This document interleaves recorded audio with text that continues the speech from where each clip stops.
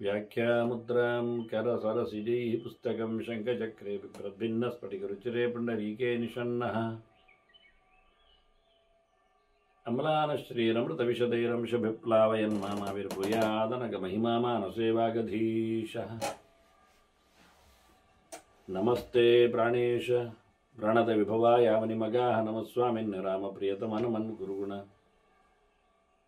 नमस्तुभ्यं भीमप्रबलतमकृष्णेष्ट भगवन्नमः श्रीमन्मध्वप्रदिश सुदर्शनो जय जय श्रीगुरुभ्यो नमः नारायणं सुरगुरुं जगदेकनाथं भक्तप्रियं सकललोकनमस्कृतं च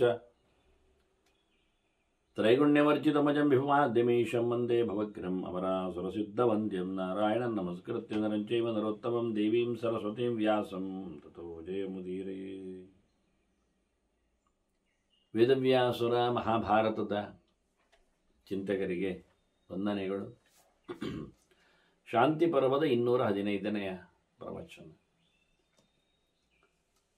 ವಿಶೇಷವಾಗಿ ದಮದ ಬಗ್ಗೆ ಭೀಷ್ಮರು ದೊಡ್ಡ ಧರ್ಮ ಅನ್ನುವುದಾಗಿ ಧರ್ಮರಾಜನಿಗೆ ಹೇಳಲು ಆರಂಭಿಸಿದ್ದಾರೆ. ಪರಿಪೂರ್ಣವಾದ ದಮದ ಮಹಿಮೆಯನ್ನು ಧರ್ಮರಾಜನಿಗೆ ಹೇಳುತ್ತಾರೆ. ಹೇಗಿದೆ? ಎಲ್ಲವನ್ನು ನಿಗ್ರಹಿಸಿಕೊಳ್ಳುವವನ ಬಗೆ ಏನು, ಯಾವ ರೀತಿಯದು? ದಮಂ ನಿಶ್ರೇಯಸಂ ಪ್ರಾಹು, ಅತ್ಯಂತಿಕವಾಗಿ ಮನುಷ್ಯನಿಗೆ ಒಳ್ಳೆಯದಾಗುವುದು ಅದು ಯಾವುದರಿಂದ ಅಂತ ಕೇಳಿಕೊಂಡದ್ದಕ್ಕೆ ತಿಳಿದವರು, ಬುದ್ಧಿಮಂತರು, ಋಷಿಗಳು ವಿಶೇಷವಾಗಿ ಎಲ್ಲ ಮನುಷ್ಯನಿಗೆ ಅತ್ಯಂತ ಶ್ರೇಯಸ್ಕರವಾದ ಸಂಗತಿ ದಮದ ಧರ್ಮದಲ್ಲಿದೆ ಅಂತ ಹೇಳುತ್ತಾರೆ. ಕೃಷ್ಣ ಅದನ್ನು ಉದ್ಧವನು ಹೇಳುವಾಗ ದಮ ಇಂದ್ರಿಯ ನಿಗ್ರಹ ಅಂತ ಏನೊಂದು ಸಣ್ಣ ಲಕ್ಷಣವಾಗಿ ಹೇಳಿದ್ದ. ಇಲ್ಲಿ ಅದನ್ನು ವಿಸ್ತಾರವಾಗಿ ಸ್ಪಷ್ಟವಾಗಿ ಚಿಂತನೆಯನ್ನು ಭೀಷ್ಮರು ಕೊಡ್ತಾ ಇದ್ದಾರೆ. ದಮೋ ಧರ್ಮ ಸನಾತನಃ ಅಂತ ಅವರ ವಾಕ್ಯ. ಎಲ್ಲರ ಋಷಿಗಳ ಗೆರೆಗಳು ಹೇಗಿದೆ ಕೇಳಿದರೆ ಅದು ಸನಾತನವಾದ ಧರ್ಮ, ವೇದೋಕ್ತವಾದ ಧರ್ಮ, ಸಾರ್ವಕಾಲಿಕ ಮೌಲ್ಯಯುತವಾದಂತಹ ಲಕ್ಷಣ ಅದು ದಮ ಎನ್ನುವುದು. ಅದಕ್ಕೆ ಸಮನಾದದ್ದನ್ನು ಇನ್ಯಾವ ಧರ್ಮವನ್ನು ನಾವು ಹೇಳಲಿಕ್ಕೆ ಬರುವುದಿಲ್ಲ. ಅಷ್ಟು ಪ್ರಶಸ್ತವಾಗಿ ಮನುಷ್ಯನಲ್ಲಿ ಅಳವಡಿಸಿಕೊಳ್ಳಬೇಕಾಗಿರತಕ್ಕಂತಹ ಅದು ರೀತಿ, ನಿಯಮ, ರಿವಾಜ್ ಇರತಕ್ಕಂತಹ ಕ್ರಮ ಎನ್ನುವ ನೆಲೆಯಲ್ಲಿ. ಯಾಕೆಂದರೆ ನಾದಾಂತಸ್ಯ ಕ್ರಿಯಾ ಸಿದ್ಧಿ ಅಂತ ಭೀಷ್ಮರು ಹೇಳುತ್ತಾರೆ. ಯಾರಲ್ಲಿ ದಮ ಇಲ್ಲ, ಕಂಟ್ರೋಲ್ ಇಲ್ಲ, ಸೆಲ್ಫ್ ಕಂಟ್ರೋಲ್ ಒಂದು ದೃಷ್ಟಿಯಿಂದ ಹೇಳಿದ್ದು, ಪ್ರತಿಯೊಂದು ವಿಷಯದಲ್ಲಿಯೂ ಅಂಥವನಿಗೆ ಯಾವ ಕೆಲಸವೂ ಸಕ್ಸಸ್ ಆಗುವುದಿಲ್ಲ, ಸಿದ್ಧಿಯನ್ನು ಕೊಡುವುದಿಲ್ಲ, ಮುಂದೆ ಹೋಗುವುದಿಲ್ಲ, ಕೆಲಸ ಕಂಪ್ಲೀಟ್ ಆಗುವುದಿಲ್ಲ ಅಂತವನಲ್ಲಿ. ಆದ್ದರಿಂದ ಮನುಷ್ಯ ತನ್ನ ಪ್ರಯತ್ನದಲ್ಲಿ ನಿಜವಾಗಿ ಸಫಲನಾಗಿರಬೇಕಾದ್ರೆ ಅವನೊಂದು ರೀತಿಯಿಂದ ದಮದಲ್ಲಿ ಕೂತಿರಬೇಕು, ಮದದಲ್ಲಿ ಕೂತ್ಕೊಳ್ಳುವುದಲ್ಲ. ಅದಕ್ಕೆ ವಿರುದ್ಧವಾದ ವಸ್ತು ಅಂತ ನಿನ್ನೆ ಹೇಳಿದ್ದೆ ನಾನು. ಹಾಗಾಗಿ ಮದ ಅಂದರೆ ವಿಪರೀತವಾಗಿರತಕ್ಕಂಥ ಅವನಲ್ಲಿ ಒಂದು ರೀತಿಯಿಂದ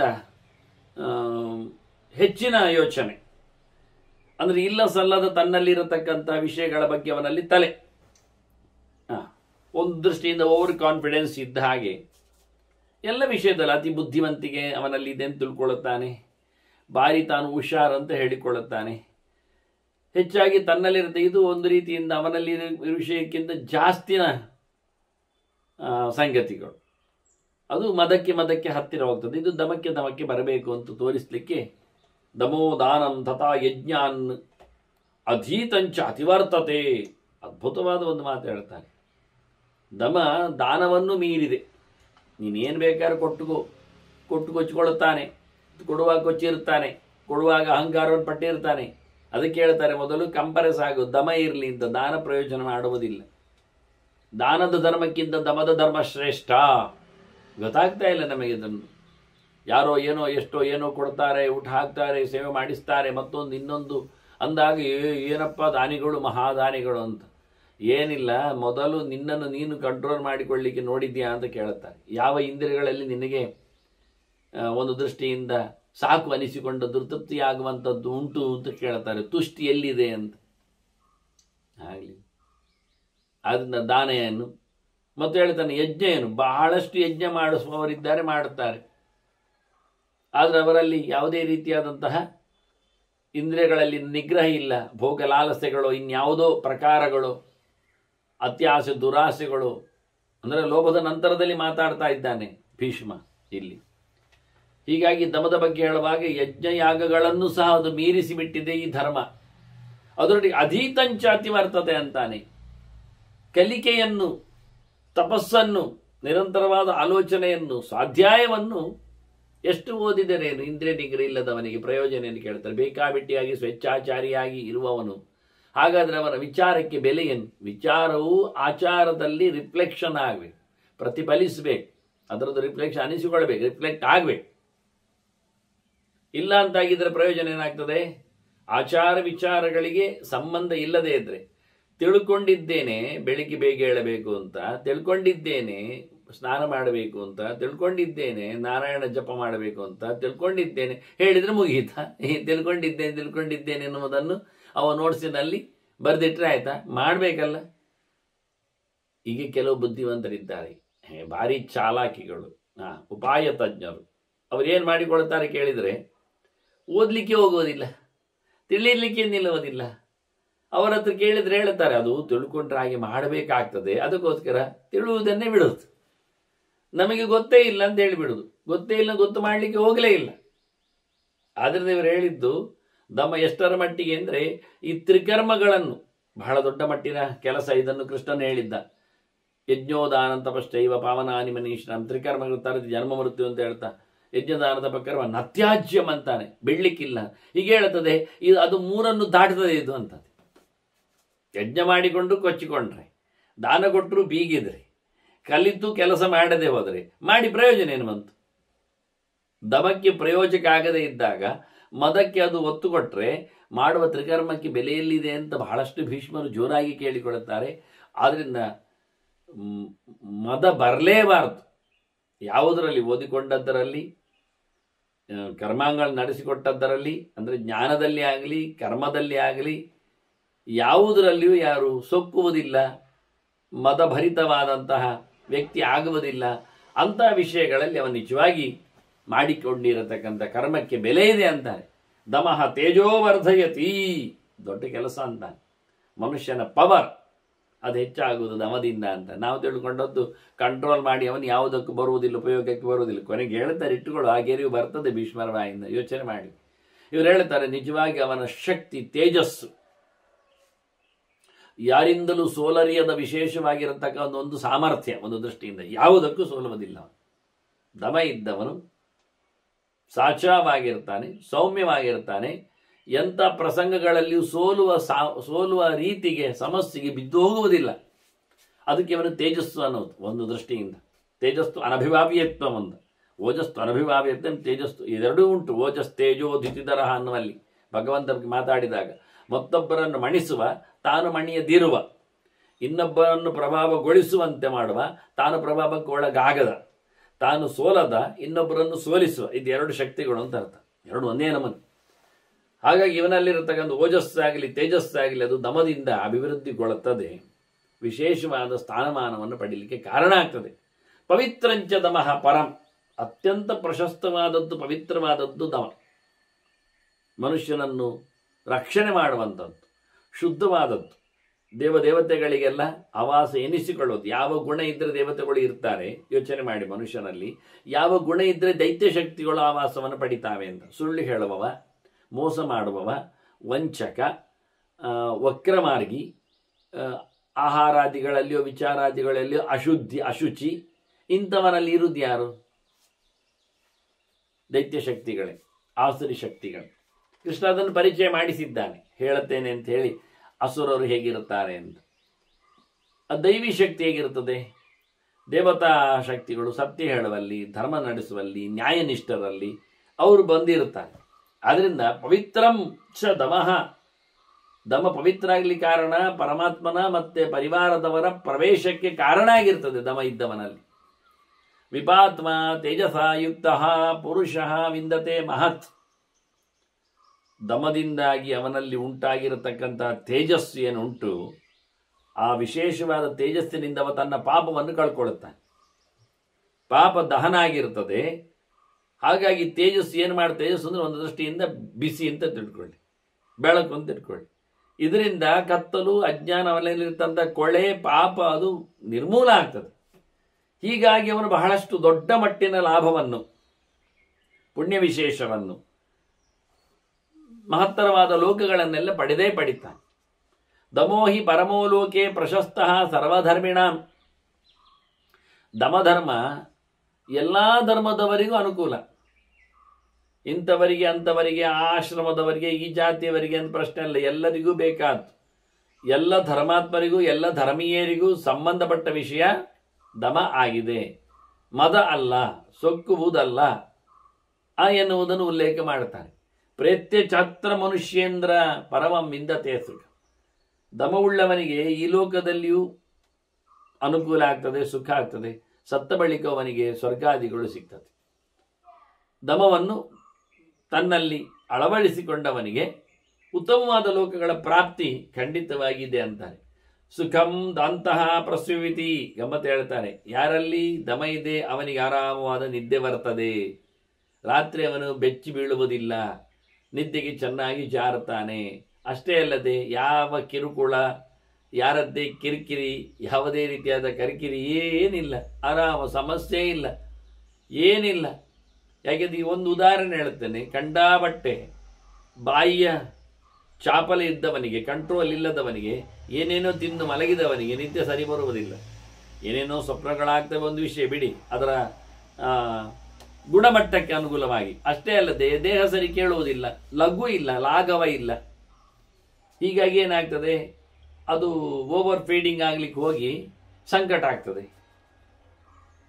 ಅದಕ್ಕೇನು ಮಾಡಬೇಕು, ಒಂದು ಸ್ವಲ್ಪ ಕಂಟ್ರೋಲ್, ನಾಲಿಗೆ ಚಾಪಲ ಕಂಟ್ರೋಲ್ ಮಾಡು, ದಮ ಮಾಡು, ನಾಲಿಗೆಯ ದಮ, ಆಹಾರದ ದಮ ಇದ್ರೇನಾಗ್ತದೆ, ಆರಾಮ ನಿದ್ದೆ ಬರ್ತದೆ. ಇದು ಎಲ್ಲ ವಿಷಯದಲ್ಲಿ ಹೇಳಿತ್ತು, ಸೊಗಸಾದ ವಿಷಯದಲ್ಲಿ ಹೇಳ್ತಾರೆ. ಒಳ್ಳೆ ನಿದ್ದೆ ಮಾಡ್ತಾನೆ, ಒಳ್ಳೆ ಎಚ್ಚರಗೊಳ್ತಾನೆ. ಎರಡನೇ ಸಹ ಸುಖಂಚ ಪ್ರತಿಬುದ್ಧತೆ, ಯಾವಾಗಲೂ ಆರಾಮವಾಗಿ ಹೇಳುತ್ತಾನೆ, ಏನು ಕಷ್ಟ ಇಲ್ಲ. ಆದರೆ ಮಲಗಲಿಕ್ಕಾಗಲಿ, ಏಳಲಿಕ್ಕೆ ಆಗಲಿ, ಎಚ್ಚರಕ್ಕಾಗಲಿ, ನಿದ್ದೆಗಾಗಲಿ ದಮ ಇದ್ದವನಿಗೆ ಆರಾಮವಾದ ಬದುಕು. ಯಾಕೆಂದರೆ ಮನುಷ್ಯನಲ್ಲಿ ಮೂರೇ ಅವಸ್ಥೆ, ಒಂದು ಎಚ್ಚರದ ಅವಸ್ಥೆ, ಇನ್ನೊಂದು ನಿದ್ದೆಯ ಅವಸ್ಥೆ, ನಡುವಿನಲ್ಲಿ ಸ್ವಪ್ನದ ಅವಸ್ಥೆ. ಆದ್ದರಿಂದ ಎಚ್ಚರದಲ್ಲಿಯೂ ಸ್ವಪ್ನವನ್ನು ಕಾಣುವಂತೆ ಇದ್ರೇವ, ನಿದ್ದೆಯೂ ಸರಿಯಾಗಿ ಮಾಡಿದ ಅದರಲ್ಲಿಯೂ ಸ್ವಪ್ನವನ್ನೇ ನೋಡ್ತಾ ಇದ್ರೆ ಪ್ರಯೋಜನ ಆಗಲಿಲ್ಲ. ಆದರೆ ಪೂರ್ಣವಾದ ಎಚ್ಚರ, ಪೂರ್ಣವಾದ ನಿದ್ದೆ ಅದು ಸಹಜವಾಗಿ ಅವನಲ್ಲಿ ಬರಬೇಕಾದ್ರೆ ಅವನು ಒಳ್ಳೆ ರೀತಿಯಿಂದ ಎಲ್ಲವನ್ನು ಸಹ ತೊರೆದು ಕೂತ್ಕೊಳ್ಳುವ ಕೆಲಸದಲ್ಲಿ ಅವನು ದಮನಿಷ್ಠನಾಗಿ, ದಮವಂತನಾಗಿ ಬರಬೇಕು.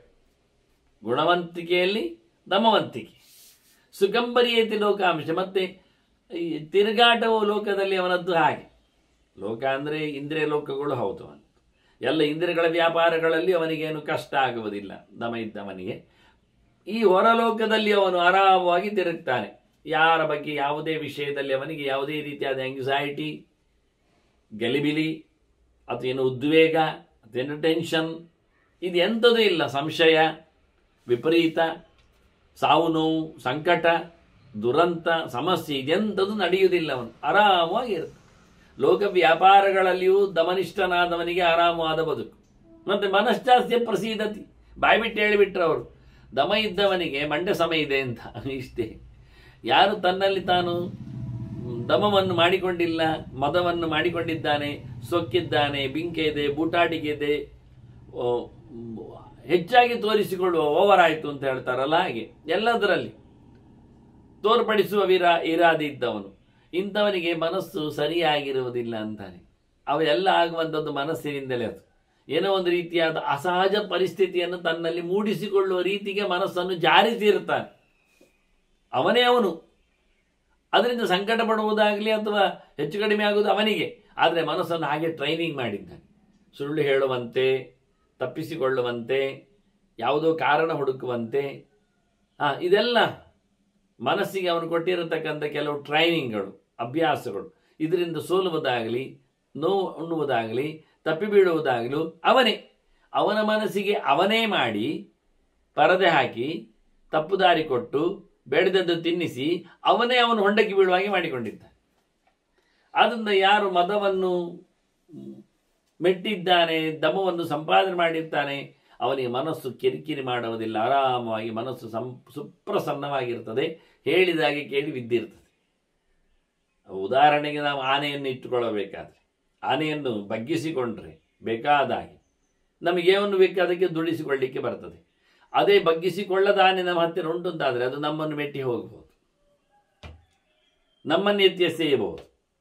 ಹಾಗೆ ಕಂಟ್ರೋಲ್ ಮಾಡಿದ್ದ ಮನಸ್ಸು ಅದು ಅಂಕುಶ ಆಗಿದ ಆನೆಯಂತೆ, ನಮ್ಮ ಕೈಗೆ ಸಿಕ್ಕಿದ ಕುದುರೆಯಂತೆ ಬಹಳ ಆರಾಮವಾಗಿ ನಮ್ಮನ್ನು ಬೇಕಾದಲ್ಲಿಗೆ ಉತ್ತಮವಾದಂಥ ಎಡೆಗೆ ಒಯ್ಯಲು ಸಮರ್ಥ ಆಗ್ತದೆ. ಇಲ್ಲಾದರೆ ಅನ್ಟೇಮಡ್ ಅನಿಮಲ್ಸ್ ಪ್ರಕಾರದಲ್ಲಿ ಇವ ಖಂಡಿತವಾಗಿಯೂ ಸೋಲ್ತಾನೆ. ಇವನ ಮೇಲೆ ಇವನಿಗೆ ಯಾವುದೇ ರೀತಿಯಾದ ಕಂಟ್ರೋಲ್ ಆಗಲಿ ಅಥವಾ ಅವನ ಮೇಲೆ ಅದಕ್ಕೆ ವಶ ವ್ಯವಸ್ಥೆ ಆಗಲಿ ಅವನಲ್ಲಿ ಇಲ್ಲ ಆಗ್ತದೆ. ಅದಂತಹ ಪುರುಷ ಕ್ಲೇಶಂ ಅಭೀಷ್ಣಂ ಪ್ರತಿಬದ್ಧತೆ. ಯಾರಲ್ಲಿ ತನ್ನಲ್ಲಿ ತಾನು ಬೇಕಾದಾಗಿ ದುಡಿಸಿಕೊಳ್ಳತಕ್ಕಂತಹ, ನಿಗ್ರಹಿಸಲಿಕ್ಕೆ ಬೇಕಾಗಿರತಕ್ಕಂಥ ಸಾಮರ್ಥ್ಯ ಇಲ್ಲ, ಅವನು ನಿರಂತರವಾಗಿ ಸಂಕಟಕ್ಕೊಳಗಾಗ್ತಾನೆ. ಮುಟ್ಟಬಾರದು ಎನ್ನತಕ್ಕ ವಿಷಯದಲ್ಲಿ ಅವನಿಗೆ ಯಾವುದೇ ರೀತಿಯಾದ ದಮ ಇಲ್ಲ ಅಂತ ಆಗಿದ್ರೆ ಪ್ರತಿಯೊಂದನ್ನು ಮುಟ್ಲಿಕ್ಕೆ ಹೋಗಿ ರೋಗಿ ಆಗ್ತಾನೆ, ಹಾಗೆ ಹೋಗ್ತಾನೆ. ಹೀಗಾಗಿ ಪರ್ಮನೆಂಟ್. ನಾನೊಂದು ಕಡೆ ನೋಡಿದ್ದೇನೆ ಒಬ್ಬನನ್ನು, ಅವನು ಕಜ್ಜಿ ಮುರುಕ, ಕಜ್ಜಿ ತುರುಕಿ ಏನೋ ಮಾಡಿಕೊಂಡಿದ್ದಾನೆ ಎಲರ್ಜಿಯಿಂದ, ಯಾವುದೋ ಒಂದು ಪದಾರ್ಥದಿಂದ, ಯಾವುದೋ ಒಂದು ಹೀಗೆ ಮುಟ್ಟಿಯೋ, ನಾವು ಮುಟ್ಟಿ ಅಂತ ಅರ್ಥ ಮಾಡಿಕೊಳ್ಳುವ ಅಂತ ಕತೆ ಸುಮಾರಿದೆ ಅಂಥದ್ದು. ಚಕ್ರಂ ಭ್ರಮತಿ ಮಸ್ತಗೆ ಇದ್ದ ಕತೆ ಹಾಗೆ. ಅವನು ಯಾರನ್ನೋ ಮುಟ್ಟಿ ಬಂದಿದ್ದಾನೆ, ಎಲ್ಲಿಯೋ ಯಾವುದನ್ನು ಹಿಡಿದುಕೊಂಡು ಬಂದಿದ್ದಾನೆ. ಹಾಗಾಗಿ ಅವನಿಗೆ ಅಂಥ ರೋಗ ಅಂಟಿಬಿಟ್ಟಿದೆ. ಆ ರೋಗಿಯ ಮನೆಯಲ್ಲಿ ಹೋದವ ಯಾವುದೋ ಒಂದು ಸಂದರ್ಭದಲ್ಲಿ ಅವನ ಹತ್ರ ಮಾತಾಡುತ್ತಾ, ಅವನು ತನ್ನ ಫೋನ್ ಕೊಟ್ಟು ಬಿಟ್ಟ, ನೋಡು ಓದು ಅಂತ. ಪ್ರಸಂಗಕ್ಕೆ ಬಂದಾಗ ತಗೊಂಡ, ಓದಿದ, ನೋಡಿದ, ಹುಡುಕಿದ, ಯಾವುದಕ್ಕೋ ಅವರವರ ಬಿಸಿನೆಸ್ಸಿಗೆ, ಮಾರ್ಕೆಟ್ಗೆ, ವ್ಯವಹಾರಕ್ಕೆ. ಆ ಬಳಿಕ ಫೋನ್ ವಾಪಸ್ ಕೊಟ್ಟಿದ್ದಾನೆ. ಮನೆ ಹೋದ ತಕ್ಷಣ ಇವನಿಗೆ ಶುರುವಾಗಿದೆ ರೋಗ, ಎಲರ್ಜಿ. ಜೀವ ಸಾಯುವವರೆಗೂ ಅವನಿಗೆ ಅದು ಉಪದ್ರ ಕೊಟ್ಟಿತ್ತು. ಏನು ಮದ್ದು ಮಾಡಿದರು, ಎಲ್ಲಿಯ ರೋಗಿಗಳ ಹತ್ತಿರ ಓಡಿದ್ರು, ಯಾವುದೇ ರೀತಿಯಾಗಲಿ ಅವನಿಗೆ ಅದು ಸಮ ಆಗಲಿಲ್ಲ. ಮತ್ತೆ ಮತ್ತೆ ಪುನಃ ಅದರಿಂದ ತೊಂದರೆ ಅನುಭವಿಸ್ತಾ ಇದ್ದ. ಮೈ ತುಂಬ ಪರಚಿಕೊಳ್ಳುವುದು, ಏನೋ ಕಿರಿಚಿಕೊಳ್ಳುವುದು, ಏನೋ ತಿಂದದ್ದಕ್ಕೆ ಏನೋ ಒಂದು ಬಗೆ ಆಗುವುದು, ಎಲ್ಲೆಡೆ ಹರಕೆ, ಎಲ್ಲಿ ಯಾವುದೋ ಒಂದು ರೀತಿಯಾದ ತುರಿಕೆ, ಬಟ್ಟೆ ಬರೆ ಹಾಕುವಾಗಿಲ್ಲ, ಅವನು ಹಾಕಿಕೊಂಡ ಬಟ್ಟೆ ಬರೆ ಇನ್ನೊಬ್ರು ಮುಟ್ಟುವಾಗಿಲ್ಲ, ಅದನ್ನು ಬಿಸಿಲಿನಲ್ಲಿ ತೊಳೆಯುವ ವ್ಯವಸ್ಥೆ, ಇಂಥದ್ದು ಇನ್ನೂ ಬದುಕಿರುವವರೆಗೆ ಅವನು ಒದ್ದಾಡಿಕೊಂಡ ಅದರಲ್ಲಿ ವಿಷಯದಲ್ಲಿ, ಕಿರಿಕಿರಿಯಲ್ಲಿ. ನೋವಿಗಿಂತ ಕಿರಿಕಿರಿಯೇ ಮಾನಸಿಕವಾಗಿ ಅವನು ಜರ್ಜರಿತನಾದ ಕಥೆ. ಅದನ್ನ ಹೇಳ್ತಾರೆ. ಇದು ಯಾಕೆ ಆಯಿತು ಕೇಳಿದ್ರೆ, ಒಂದೇ ಒಂದು, ಅವನಿಗೆ ಒಂದು ಮುಟ್ಟುವ ಹಿಡಿಯುವ ಅಭ್ಯಾಸ. ಅದೇ ಗ್ಲೌಸ್ ಹಾಕಬೇಕು, ಮುಟ್ಟುಗೊಳ್ಳದಿರಬೇಕು, ಸ್ಯಾನಿಟೈಸರ್ ಮಾಡಬೇಕು, ಮಡಿವಂತಿ ಕಾಪಾಡಬೇಕು, ಕೈ ತೊಳಬೇಕು, ಇದೆಲ್ಲ ವಿಷಯಗಳು, ಇದೆಲ್ಲ ಧರ್ಮದ ವಿಷಯ. ಇದು ದಮ ಪ್ರತಿಯೊಂದರಲ್ಲಿ. ಹಾಗೆ ಅದಂತಹ ಪುರುಷ ಕ್ಲೇಶಂ ಅಭೀಷ್ಣಂ ಪ್ರತಿಬದ್ಧತೆ. ನಿಜವಾಗಿ ಯಾವುದೇ ವಿಷಯದಲ್ಲಿ ತನ್ನ ಮಾತಿನಲ್ಲಿ, ತನ್ನ ಕೈಯಲ್ಲಿ, ತನ್ನ ನಾಲಿಗೆಯಲ್ಲಿ, ತನ್ನ ಕಣ್ಣಿನಲ್ಲಿ ಯಾವುದರಲ್ಲಿಯೂ ಯಾರಿಗೂ ನಿಗ್ರಹ ಇಲ್ಲ ಅಂಥವನು ಹೀಗೆ ಬೇಕಾದಷ್ಟು ಸಮಸ್ಯೆಗಳನ್ನು ಅನುಭವಿಸ್ತಾನೆ. ಯಾವುದನ್ನು ನೋಡ್ಲಿಕ್ಕೆ ಹೋಗಿ ಸಿಕ್ಕಿ ಬೀಳ್ತಾನೆ. ವಾ ನೀನು ನೋಡಿದ್ಯಲ್ಲ, ಸಾಕ್ಷಿ ಹೇಳಲಿಕ್ಕೆ ಬಾ ಅಂತ ಮತ್ತೆ ಹೇಳ್ಕೊಂಡು ಹೋಗ್ತಾರೆ. ಅಚಾನಕವಾಗಿ ಅದೆಂಥದ್ದೊಂದು ಇಣಿಕ್ಲಿಕ್ಕೆ ಹೋದ, ಏನೋ ಒಂದು ಆಕ್ಸಿಡೆಂಟ್ ಆಗಿದೆ, ಏನೋ ನಡೆದಿದೆ, ಇವು ಇಣಿಕ್ಲಿಕ್ಕೆ ಹೋದ, ಇಣಿಕಿ ಹೋಗಿ ಸಿಕ್ಕಿ ಹಾಕೊಳ್ತಾನೆ. ಯಾಕೆ ಇಣಿಕ್ಲಿಕ್ಕೆ ಬಂದೆ, ಏನಾಯಿತು, ನಿನ್ನದೇನು ಕೈವಾಡುಂಟು ಶುರು ಮಾಡುತ್ತೆ. ಯಾವ ವಿಷಯದಲ್ಲಿಯೂ ಕ್ಯೂರಿಯಾಸಿಟಿ ಆಗಲಿ, ಬೇಕಾಬಿಟ್ಟಿಯಾಗಿ ತನ್ನ ಇಂದ್ರಿಯಗಳನ್ನು ಕಳಿಸಿಕೊಡುವುದಾಗಲಿ ಮಾಡಲಿಕ್ಕಿಲ್ಲ ಅಂತ. ಅನರ್ಥಾಂಶ ಬಹೂನ್ ಅನ್ಯಾನ್ ಪ್ರಸೃಜತಿ ಆತ್ಮದೋಷ ಜಾನ. ಇದರಿಂದ ತಾನೇನು ಮಾಡ್ತಾನೆ, ಏನು ಮಾಡಿಕೊಳ್ತಾನೆ ಅಂದರೆ, ತನ್ನದೇ ತಪ್ಪಿನಿಂದ, ತನ್ನ ಮನಸ್ಸಿನ ಈ ಹಗುರತನದಿಂದ, ಬೇಕಾಬಿಟ್ಟಿತನದಿಂದ, ಬೇಜವಾಬ್ದಾರಿತನದಿಂದ ಒಂದಿಷ್ಟು ದೋಷಗಳನ್ನು ಸೃಷ್ಟಿ ಹಾಕಿಕೊಳ್ತಾನೆ, ಒಂದಿಷ್ಟು ತಪ್ಪುಗಳನ್ನು ಮಾಡಿಕೊಳ್ತಾನೆ. ಇದರಿಂದ ಉಳಿದವರಿಗೂ ಅನರ್ಥ ಆಗ್ತದೆ, ತನಗೆ ಮಾತ್ರ ಅಲ್ಲ. ಸಾಧನೆ ಇಲ್ಲ ಅಷ್ಟೇ ಅಲ್ಲ, ವಿರೋಧ ಉಂಟಾಗ್ತದೆ, ಹಿಂದೆ ಹೋಗ್ತಾನೆ, ಹಿಂದೆ ಬೀಳುತ್ತಾನೆ ಅಂತ.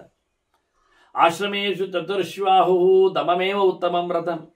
ಇದು ಅವರಿಗೆ ಇವರಿಗೆ ಅಂತಲ್ಲ, ಬ್ರಹ್ಮಚಾರಿಗೂ ಬೇಕೇ ಕಂಟ್ರೋಲ್, ನಿಗ್ರಹ, ಗೃಹಸ್ಥನಿಗೂ ಇರಬೇಕು, ಸನ್ಯಾಸಿಗೂ ಹೇಳಿಸಿದ್ದೆ, ಕೊನೆಗೆ ವಾನಪ್ರಸ್ಥನಲ್ಲಿ ಇದು ಇರುತ್ತದೆ. ಎಲ್ಲ ಆಶ್ರಮದವರಿಗೂ ಅತ್ಯಂತ ಪ್ರಧಾನವಾದ ಹೇಳಿಕೆ ಅದು ದಮವೇ ಆಗಿದೆ ಅಂತ ಭೀಷ್ಮರ. ಇದರಲ್ಲಿ ಒಂದಿಷ್ಟು ಗುಣಗಳು ಸೇರಿಕೊಂಡಿವೆ. ನಾವಿಷ್ಟು ನೋಡ್ತಾ ನೋಡ್ತಾ ದಮ ದಮ ಅಂದ್ರೆ ಏನು ಪೂರ ಅರ್ಥ ಆಗ ನಿಗ್ರಹ ಅಂದಾಗ ಎಷ್ಟರ ಮಟ್ಟಿಗೆ ಅಂದರೆ ಏಷಾಂ ಸಮುದಯೋ ದಮಃ ಅಂತ ಹೇಳಿ ಒಂದಿಷ್ಟು ಮುದ್ದೆ ಮಾಡಿಕೊಂಡು ದಮದ ಪರಿಚಯ ಮಾಡಿಸ್ತಾರೆ ಭೀಷ್ಮರು. ಬಹಳ ಚೆನ್ನಾಗಿದೆ. ಇವೆಲ್ಲ ಇನ್ಸರ್ಟ್ ಆಗಿದೆ, ದಮದೊಟ್ಟಿಗೆ ಇದೆಲ್ಲ ಸೇರಿಕೊಂಡಿದೆ ಅಂತ. ದಮದ ವ್ಯಾಪ್ತಿ ಎಲ್ಲಿಯೂ ಬರುವುದಿಲ್ಲ ಇದು ಒಂದು ದೃಷ್ಟಿಯಿಂದ. ಮಹಾಭಾರತದಲ್ಲಿ ಇಲ್ಲಿ ಮಾತ್ರ ಭೀಷ್ಮರಿಂದ ದಮ ಅಂದರೆ ಏನು ಒಂದು ದೊಡ್ಡ ಲೆಸನ್, ಒಂದು ಲೆಕ್ಚರ್. ಕ್ಷಮಾ, ಧೃತಿ, ಅಹಿಂಸಾಚ, ಸಮತ, ಸತ್ಯಂ, ಆರ್ಜವಂ, ಇಂದ್ರಿಯ ಅಭಿಜಯ, ದಾಕ್ಷ್ಯಂ, ಮಾರ್ದವಂ, ಹ್ರೀಹಿ, ಅಚಾಪಲಂ. ಸುಮಾರು ಒಂದು 10-11 ಆಯ್ತು. ಈಗ ಅವ್ರು ಹೇಳಿದ್ದೊಂದು 10-25 ಹೇಳುತ್ತಾರೆ. ಕ್ಷಮೆ, ನಿಗ್ರಹ ಇದ್ದವ ಯಾರ ಮೇಲೂ ಬಿದ್ದು ಬಿಡುವುದಿಲ್ಲ. ದಮ ಅಂದ್ರೆ ಅದು. ದಮದ ಇನ್ನೊಂದು ಮುಖ ಎಲ್ಲವನ್ನು ಒಪ್ಪಿ ಬಿಡುವುದು, ಕ್ಷಮಿಸಿ ಬಿಡುವುದು. ಆಗಲಿ ಅಲ್ಲಿ ಆಗಿ ಹೋಯಿತು ಅಂತ. ಕ್ಷಮಾಶೀಲತೆ ಎನ್ನುವುದು ಒಂದು ದಮದ ಮುಖ. ದಮ ಇದ್ದವನಲ್ಲಿ ಕ್ಷಮೆ ಇರ್ತದೆ. ಒಂದು ಮಾ ಬಂದ್ರೆ ಇನ್ನೊಂದು ಮಾ ಇರ್ತದೆ ಅಂತ ಅರ್ಥ. ದಮ ಮತ್ತು ಕ್ಷಮ. ಮತ್ತೇನು ಧೃತಿ, ಧೈರ್ಯ ಇರ್ತದೆ ಅವನಿಗೆ. ಆದ್ದರಿಂದ ಅವನು ಯಾವುದೇ ವಿಷಯದಲ್ಲಿಯೂ ಹೆದರಿಕೊಳ್ಳುವುದಿಲ್ಲ. ಅಹಿಂಸೆ, ಕಂಟ್ರೋಲ್ ಮಾಡಿದ್ರಿಂದ ಯಾರ ಮೇಲೆ ಬೈಲಿಕ್ಕೆ ಹೋಗುವುದಿಲ್ಲ, ಬಡಿಲಿಕ್ಕೆ ಹೋಗುವುದಿಲ್ಲ, ಯಾರದ್ದೇ ಸೊತ್ತನ್ನು ಕದಿಲಿಕ್ಕೆ ಹೋಗುವುದಿಲ್ಲ. ಕಂಟ್ರೋಲ್, ಅಹಿಂಸಾ. ಇನ್ನೊಂದು ಸಮತ, ಅವನಿಗೆ ಎಲ್ಲರನ್ನು ಒಂದೇ ರೀತಿಯಾಗಿ ನೋಡಬೇಕೆನ್ನತಕ್ಕಂಥ ಭಾವ ಇರ್ತದೆ. ಯಾರ ಮೇಲೆ ಯಾವುದೇ ರೀತಿಯಾದಂಥ ಕೋಪ, ತಾಪ ಅದೆಲ್ಲ ಮಾಡೋದಿಲ್ಲ. ಯಾಕೆಂದರೆ ದಮ ಉಂಟು ಅವನಲ್ಲಿ. ಕೋಪವನ್ನು ನಿಗ್ರಹ ಮಾಡಿಕೊಂಡಿದ್ದಾನೆ, ದ್ವೇಷವನ್ನು ನಿಲ್ಲಿಸಿಬಿಟ್ಟಿದ್ದಾನೆ. ಸತ್ಯಂ, ಅದು ಹೇಳಬೇಕಾಗಿಲ್ಲ ನಾನು, ದಮದಲ್ಲಿ ಇನ್ಸರ್ಟ್ ಆಗಿ ಸೇರಿದೆ ಅಂತ. ಯಾಕೆ? ಮಾತಿನ ಕಂಟ್ರೋಲ್. ಸುಳ್ಳು ಹೇಳಬೇಕಾಗ ಸುಳ್ಳಿಲ್ಲ, ಯಾಕೆ ಹೇಳಬೇಕು? ಆರ್ಜವಂ, ಸ್ಟ್ರೈಟ್ ಫಾರ್ವರ್ಡ್ನೆಸ್, ನೇರವಾಗಿರುತ್ತಾನೆ. ವಾರೆಯಿಂದ ಏನೋ ಮುಚ್ಚಲಿಕ್ಕೆ ಹೋಗ್ತಾನೆ. ವಕ್ರ ಮಾರ್ಗವು ಅವನನ್ನು ಏನು ಬಿಡಿಸ್ಲಿಕ್ಕೆ ಬರ್ತದೆ, ಇದೇನಿಲ್ಲ, ನೇರ. ಇಂದ್ರಿಯಾಭಿಜಯ, ಪ್ರಧಾನವಾದ ಅರ್ಥವನ್ನು ಹೇಳುವಂಥದ್ದು ಎಲ್ಲರೂ ದಮ ಇಂದ್ರಿಯ ನಿಗ್ರಹ, ಅದನ್ನು ಇವರು ಸ್ಪಷ್ಟವಾಗಿ ಹೇಳ್ತಾರೆ. ಎಲ್ಲ ಇಂದ್ರಿಯಗಳನ್ನು ತನ್ನ ಅಂಕೆಯಲ್ಲಿ ಇಟ್ಕೊಂಡಿರ್ತಾನೆ. ಇದು ದಮದ ಲಕ್ಷಣವಾಗಿರ್ತದೆ. ಇಂದ್ರಿಯಗಳಲ್ಲೇ ವಾಗಿಂದ್ರಿಯದಲ್ಲಿ ಮಾತಿನ ವ್ಯಾಪಾರ, ಮಾತಿನಲ್ಲಿ ಸತ್ಯ ಇರುವಂಥದ್ದು. ಅಂದರೆ ಅದನ್ನು ಬಿಡಿಸಿ ಹೇಳಿದ್ದವರು. ಅದು ಹೌದಲ್ಲ, ಒಂದೇ ಅಲ್ವ, ಇದು 10 ಯಾಕಾಯ್ತು ಹೇಳಿದರೆ ಒಂದರಲ್ಲಿ 10 ಸೇರಿಕೊಳ್ತದೆ. ಇಂದ್ರಿಯ ನಿಗ್ರಹದಲ್ಲಿಯೇ ಇನ್ನೊಬ್ಬರ ಮೇಲೆ ಬೈಲಿಕ್ಕೆ ಹೋಗುವುದಿಲ್ಲ, ಹಿಂಸೆ ಮಾಡಲಿಕ್ಕೆ ಬರುವುದಿಲ್ಲವ. ಎಲ್ಲ ಒಂದೊಂದು ಸೇರುವ ರೀತಿ. ಆದರೆ ಇವರು ಬಿಡಿಸಿದ್ದು, ತೋರಿಸಿದ್ದು, ಒಳಗೆ ಎಷ್ಟು ಸೇರಿಕೊಂಡಿದ್ದು ದೊಡ್ಡ ಫೈಲ್ ಅದು. ದಮ ಎನ್ನುವುದು ಇಂದ್ರಿಯ ನಿಗ್ರಹ ಎನ್ನುವುದು ದೊಡ್ಡ ಅರ್ಥದಲ್ಲಿದೆ. ಆದರೆ ಇಂದ್ರಿಯ ನಿಗ್ರಹದೊಟ್ಟು ಎಲ್ಲೆಲ್ಲ ಸೇರಿಕೊಳ್ಳುತ್ತೆ, ಇನ್ಸರ್ಟ್ ಮಾಡಿ ಬರ್ತದೆ. ದಾಕ್ಷ್ಯಂ, ದಕ್ಷತೆ, ಒಳ್ಳೆ ರೀತಿಯಾದ ಸ್ಕಿಲ್ನೆಸ್ ಇದೆ, ವ್ಯವಸ್ಥಿತವಾಗಿ ನಡೆಸಿಕೊಡ್ತಾನೆ ಕೆಲಸವನ್ನು. ಮಾರ್ದವಂ, ಸಾಫ್ಟ್ ಇದ್ದಾನೆ, ಮೃದುವಾಗಿದ್ದಾನೆ. ದಮನ ಬಹಳಷ್ಟು ತೀಕ್ಷ್ಣನಾಗಿಲ್ಲ, ದಮ ಇಲ್ಲವ ತೀಕ್ಷ್ಣನಾಗಿಲ್ಲ. ಎಲ್ಲವನ್ನು ಸಹಿಸಿಕೊಳ್ಳುವ ಮುಖದಿಂದ ಕ್ಷಮೆಯಿಂದಾಗಿ ಮಾರ್ದವ ಬಂತವನಲ್ಲಿ. ಹ್ರೀಹಿ, ಮತ್ತೆ ತಪ್ಪು ಮಾಡಲಿಕ್ಕೆ ನಾಚಿಕೆ ಪಡ್ತಾನವ, ಬಾಡೋದಿಲ್ಲ ಹೇಳ್ತಾನೆ, ಬೇಡ ಅಂತಾನೆ, ಹಿಂಜರಿತಾನೆ. ಯಾಕೆಂದ್ರೆ ಅಹಿಂಸೆಯಲ್ಲಿ ಇದು ಬರ್ತದೆ, ತಪ್ಪು ಮಾಡಲಿಕ್ಕೆ ಹೋದ್ರೆ ಹಿಂಸೆ ಆಗ್ತದೆ. ಅಂದರೆ ನಿಗ್ರಹದಾಗಿ ಕೈ ಕಾಲುಗಳು, ಮಾತಾಗಲಿ, ಕಣ್ಣಾಗಲಿ, ಯಾವುದರಲ್ಲಿಯೂ ಅಚಾಪಲ, ಮತ್ತು ಯಾವುದರಲ್ಲಿಯೂ ಚಪಲತೆ ಇಲ್ಲ. ನಾನಾಗಿ ಹೇಳಿದ್ದು ಕ್ಯೂರಿಯಾಸಿಟಿ ಇದ್ದಾಗಿ ಪ್ರತಿಯೊಂದನ್ನು ಮುಟ್ಟಿ ನೋಡುವುದು, ಹಿಡಿದು ನೋಡುವುದು, ಮತ್ತೆ ನೆಕ್ಕಿ ನೋಡುವುದು, ಕಿಸೆಯಲ್ಲಿ ಹಾಕಿರೋದು, ಎಲ್ಲ ಬಗೆ ಉಂಟು. ಯಾವ್ಯಾವುದು ಏನೇನೋ ಮಾಡಿರ್ತಾರೆ ಮನೆಗೆ. ಎಲ್ಲ ಸಮ ಇಲ್ಲ. ಒಂದಿಷ್ಟು ಹಣ್ಣಿನ ಹೂವಿನ ರಾಶಿ ನೋಡಿದ, ಒಂದು ಎತ್ತಿದ ಮೂಸಿ ನೋಡಿದ, ಆಗ್ತದೆ ಅದು ಹಾಗೆಲ್ಲ. ಅದರಿಂದ ಏನಾಯಿತು ಕೇಳಿದ್ರೆ ಅದರಲ್ಲಿ ಇದ್ದ ಹುಳವನೊಳಗೆ ಹೋಯಿತು. ಅತ್ಯಂತ ಸೂಕ್ಷ್ಮ ಆದದ್ದು, ಶ್ವಾಸಕೋಶದೊಳಗೆ ಹೋಗಿ ಬೆಳೆದಿದೆ. ಮತ್ತೆ ನೋಡ್ಲಿಕ್ಕೆ ಹೋದ್ರೆ ಇದು ಎಲ್ಲಿಂದ ಬರ್ತದೆ? ಅವನಿಗೆ ಮೂಸಿ ನೋಡುವ ಅಭ್ಯಾಸದಿಂದಾಗಿ ಹೂವನ್ನು ಮೂಸಿದ್ರಿಂದ ಹೋಯ್ತದ್ದು. ಹೋಗಿ ಎಷ್ಟೋ ವರ್ಷಗಟ್ಟಲೆ ನಂತರದಲ್ಲಿ ಅದು ಬೆಳೆದದ್ದು ಶ್ವಾಸಕೋಶದೊಳಗೆ. ಇಲ್ಲಿ ಈಗ ಬೆಳೆದಲ್ಲ ಅದು. ಯಾವತ್ತು ಏನಾಯ್ತು ಯಾರಿಗೆ ಗೊತ್ತಾಗ್ತದೆ, ಹೇಗಾಗ್ತದೆ, ಇಲ್ಲಿಂದ ಹೇಗೆ ಬಂತು, ಎಲ್ಲಿಂದ ಬಂತು? ಅದರ ಜಾತಿಯನ್ನು ಹುಡುಕಿ ಆ ಹುಳ ಎಲ್ಲಿರ್ತದೆ ನೋಡಿ. ಅದು ಅತ್ಯಂತ ಸೂಕ್ಷ್ಮ ಬ್ಯಾಕ್ಟೀರಿಯಾ, ಅದು ಮೈಕ್ರೋ. ಅದನ್ನು ಹುಡುಕುವಾಗ ಇಂಥ ಹೂವಿನಲ್ಲಿ ಉಂಟು ಗೊತ್ತಾಯ್ತು. ಇದು ಯಾವಾಗ ಹೂವಿನಲ್ಲಿ ಇಲ್ಲಿ ಬಂದದ್ದು? ನಿಮ್ಮ ಮನೆಯಲ್ಲಿ ಹೂ ಇದೆ? ಇಲ್ಲ. ಮತ್ತೆ ಹೇಗೆ ಆಯಿತು? ಯಾವುದೋ ಒಂದು ಹೂವಿನ ರಾಶಿಯಲ್ಲಿ ಅವನು ಮೂಸ್ಲಿಕ್ಕೆ ಹೋಗಿ ಆಗಿದೆ. ಅದು ಕಷ್ಟ ನೋಡಿ, ಬಹಳ ಸುಲಭ ಹೇಳಲಿಕ್ಕೆ. ಹಾಗೆ ತಿಂದು ನೋಡ್ತಾನೆ. ಮಾರ್ಕೆಟಲ್ಲಿ ಸುಲಿದಿರ್ತಾರೆ, ಯಾವುದು ಮುಸುಂಬಿಯೋ ಗಿಸುಂಬಿಯೋ ಮತ್ತೊಂದು ಇನ್ನೊಂದು ಎಲ್ಲ ವ್ಯಾಪಾರ ಮಾಡುವವರಿಗೆ. ಅದನ್ನು ಆಯಿತು ಅಂತೇಳಿ ಒಂದು ಬಾಯಿ ಹಾಕೊಳ್ತಾನೆ. ಬಾಯಿ ಹಾಕೊಂಡ್ರೆ ನಾಲಿಗೆ ಪೂರ್ತಿ ಸತ್ತಿದೆ. ಅದು ಯಾರೋ ಮುಟ್ಟಿದ್ದು ಉಂಟು. ಅದರಲ್ಲಿ 10-12 ಜನರು ಕೈ ಹಾಕಿದ ಮುಸುಂಬಿ ಇರ್ತದೆ. ಅದು ಒಬ್ಬೊಬ್ಬರೊಂದು ತಿಂತಾ ಇರ್ತಾರೆ, ಕೈ ಹಾಕಿ ಎಳ್ಕೊಳ್ತಾರೆ, ಬಾಯಿಗೆ ಇಟ್ಟು ತಿಂತಾರೆ, ಅದನ್ನು ಕಚ್ಚಿ ಅಲ್ಲಿಗೆ ಮತ್ತೆ ವಾಪಸ್ ಇಡ್ತಾರೆ ಕೆಲವೊಮ್ಮೆ, ಅದು ಗಮ್ಮತ್ತು ಇರ್ತದೆ. ಹೀಗಾಗಿ ಎಲ್ಲಿಂದ ಎಲ್ಲಿಗೆ ಇಡೀ ನಾಲಿಗೆ ಅವನದ್ದು ಕೊಳೆತು ಹೋಗುವಾಗ ಆಯಿತು ಇದರಿಂದ, ಅಲರ್ಜಿಯಿಂದ. ಒಂದು ಮದ್ದು ಮಾಡ್ಲಿಕ್ಕೆ ನೋಡ್ತಾನೆ, ಏನೋ ಒಂದು ಅವರು ಲೇಹ ಎಲ್ಲ ಹೇಳ್ತಾರೆ ಅದಕ್ಕೆ ಅಂಟಿಸಿಬಿಡಿ ಅಂತ, ಅಂಟನ್ನು ದ್ರವವನ್ನು. ಹೀಗಿರುವಾಗ ಏನು ಮಾಡ್ಲಿಕ್ಕೆ ಬರೀ ಅಂದರೆ ಎಲ್ಲದರಲ್ಲಿ ಎಲ್ಲವೂ ಸೇರಿಕೊಂಡಿದೆ ಕೆಮಿಕಲ್ಸ್. ಕುಡಿಯುವ ಏನೋ ಒಂದು ಉಂಟಲ್ಲ, ಕೊಡ್ತಾರಲ್ಲ 5-10 ರೂಪಾಯಿಗೆ, ಅದನ್ನು ಟಾಯ್ಲೆಟ್ ತೊಳಿತಾರೆ ಅಂತ ಸ್ಪಷ್ಟವಾಗಿ ಎಲ್ಲರೂ ಹೇಳಿದ್ದಾರಲ್ಲ, ಅದು ಒಳ್ಳೇದಾಗ್ತದೆ ಅದರಲ್ಲಿ ಅಂತ. ಟಾಯ್ಲೆಟ್ ತೊಳೆಯುವಂತೆ ಇರಬೇಕಾಗಿರೋ ಅಂದರೆ ಎಷ್ಟು ಬ್ಯಾಕ್ಟೀರಿಯಾಗಳನ್ನು ತೊಳೆಯಲಿಕ್ಕೆ ಹೊರಟಿರತಕ್ಕಂಥ ಒಂದು ದ್ರವ ಪೇಯ ಅಂತ ಹೇಳಿಕೊಂಡು ಅದನ್ನು ಮನುಷ್ಯ ಕುಡಿದಾಗ ಒಳಗೆ ಎಷ್ಟು ಕ್ಲೀನ್ ಮಾಡ್ತದೆ ಯೋಚನೆ ಮಾಡಿ. ಟಾಯ್ಲೆಟಿನಾಗಿ ಅದು ಮಾಡುವ ಆಸಿಡ್ ಫಾರ್ಮೇಷನ್ಸ್ ಎಷ್ಟು ಜೋರಿ ಇರ್ತದೆ ನೋಡಿ. ಅದನ್ನು ದಿನಕ್ಕೆ ವಾರಕ್ಕೆ ಎಲ್ಲ ಕುಡಿತಾನೇ ಇರ್ತಾರೆ ತಗೊಂಡು. ಅದರಂಥದ್ದೇ ಅಲ್ಲ ಈ ಹಲ್ಲುಜ್ಜುವಾಗ ಅಲ್ಲಿ ಬರತಕ್ಕಂಥ ಅಂಟು ದ್ರವ ಹಾಗೆ. ಯಾರೊಬ್ಬರು ಅದನ್ನು ಹೇಳಿದರು, ಕುತ್ತಿಗೆ ನೋವು ಅಂದಾಗ, ಗಂಟಲು ಕಟ್ಟಿದೆ ಅಂದಾಗ ಅದೊಂದು ಸ್ವಲ್ಪ ಒಳಗೆ ಹಾಕಿ ತೊಳ್ಕೊಳ್ಳಿ ಅಂತ ಒಂದು ಪೇಸ್ಟನ್ನು, ಹಲ್ಲುಜ್ಜುವ ಪೇಸ್ಟನ್ನು ಹೇಳಿದ್ರು ಅವರು. ಇದು ಅಂತ ಹೇಳಿ ಒಂದು ಪರ್ಟಿಕ್ಯುಲರ್ ಒಂದು ಪೇಸ್ಟನ್ನು ಹೇಳಿದ್ರು, ಅದಾಗ್ತದೆ ಹೇಳಿದ್ರು ಅವರು. ಅಂದರೆ ಅದು ಹಲ್ಲುಜ್ಜುದ ಅದರಲ್ಲಿ ಬೇರೆ ಕೆಮಿಕಲ್ಸ್ ಎಲ್ಲ ಹಾಕಿದ್ದಾರೆ ಅಂತ ನೋಡಿ. ಹಾಗೆ ಯಾವುದೋ ಒಂದು ಶಾಂಪೂ ಅನ್ನು ಅವನು ಸ್ನಾನ ಮಾಡುವುದನ್ನು ಹೇಳಿದ ಒಂದು ಮುಲಾಮಾಗಿ ಗಾಯಕ್ಕೆ ಹಚ್ಚಿದ್ದು ಉಂಟು ಜನ. ಇನ್ನೊಬ್ಬ ಯಾವುದೋ ಬ್ರೆಡ್ ಜಾಮನ್ನು ಇಟ್ಕೊಂಡವ ಶಾಂಪು ಮಾಡಿದವನಿದ್ದಾನೆ, ಅಲ್ಲ ಇದು ಫೇಸ್ ಗ್ರೌಂಡ್ ಫ್ರೆಶ್ ಮಾಡಿದ್ದವನಿದ್ದಾನೆ, ಫೇಸ್ ಗ್ರೌಂಡ್ ಮಾಡಿದವನಿದ್ದಾನೆ. ಅದು ಜಾಮೂನ್ ಇತ್ತು, ಬ್ರೆಡ್ ಜಾಮ್ ಇದ್ದಂಥದ್ದು. ಯಾವುದಕ್ಕೆ ಎಲ್ಲಿ ಆಗ್ತದೆ ಯಾರಿಗೆ ಗೊತ್ತು, ಏನಾಗ್ತದೋ ಏನೋ. ಯಾವುದರ ಕಂಟೆಂಟ್ಸ್ಗಳಲ್ಲಿ ಅವರೆಲ್ಲ ಅದು ಕೆಮಿಕಲ್ಸ್ ಮಾಡಿದ್ದು, ಒರಿಜಿನಲ್ ಯಾವುದೂ ಇಲ್ಲ. ಹೀಗಾಗಿ ಇದನ್ನೆಲ್ಲ ಬಿಡಬೇಕಾದ ಅಚಾಪಲ. ನಮಗೆ ಮುಟ್ಟಿ ನೋಡುವ, ಅದನ್ನು ನೆಕ್ಕಿ ನೋಡುವ, ಅದನ್ನು ಹೊತ್ತು ನೋಡುವ ಎಲ್ಲ ತಪ್ಪಿರ್ತದೆ, ಅದನ್ನು ಬಿಡಿ ಅಂತ. ಈ ಡ್ರೆಸ್ಸುಗಳು ಹಾಗೆ ಅಂಗಡಿಗಳಲ್ಲಿ ಹಾಕಿದ್ದು ತೆಗೆದಿಡ್ತಾರೆ, ಹಾಕಿ ತೆಗಿಲಿಡ್ಲಿಕ್ಕೆ ಬೇಕಾದಂತಹ ಕ್ಯಾಮರಾ ಫಿಕ್ಸ್ ಮಾಡಿ ಇಟ್ಟಿರ್ತಾರೆ, ಅವರಿಗೂ ಬೇಕು ನಮಗೂ ಬೇಕು ಅಂತ. ಅದಕ್ಕೊಂದು ಕೋಣೆಗಳು ಗ್ರೀನ್ ರೂಮ್ಗಳೆಲ್ಲ ಇರ್ತವೆ. ಅದನ್ನು ಎಲ್ಲ ಹಾಕ್ಕೊಂಡು ಅವರು ತಗೊಂಡು ಹೋಗುವುದಿಲ್ಲ, ಪ್ಯಾಕ್ ಮಾಡೋದಿಲ್ಲ, ಕೆಲವನ್ನೆಲ್ಲ ಬಿಟ್ಟು ಹೋಗ್ತಾರೆ. ಇನ್ನೊಬ್ಬ ಹಾಕೊಳ್ತಾನೆ, ಮತ್ತೆ ಅವನ ಮೈ ತುಂಬ ಶುರುವಾಗ್ತದೆ ಅವನಿಗೆ, ತುರಿಕೆಯೋ ಮತ್ತೊಂದು ಇನ್ನೊಂದು, ಅದೇ ರೀತಿ ಅವನದ್ದು ಸ್ಕಿನ್ ಅಲರ್ಜಿ.